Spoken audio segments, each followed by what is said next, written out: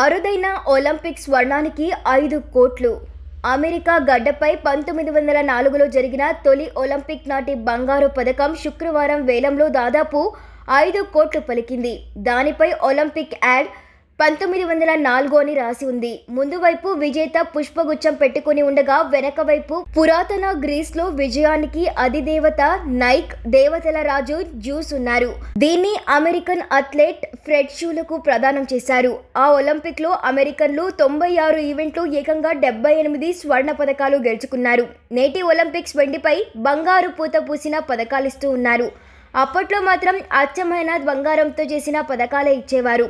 ఇలాంటి పథకాలు వేలానికి రావడం అసాధారణమని వేలం సంస్థ ఆర్ఆర్ ఆక్షన్ పేర్కొనింది. 2024 ప్యారిస్ ఒలింపిక్స్ కాంస్య పథకంతో పాటు 1932, 1964, 1998, 2012 ఒలింపిక్స్ పథకాలతో సహా వందలాది ఒలింపిక్ వస్తువులు వేలంలో అమ్మకానికి వచ్చాయి.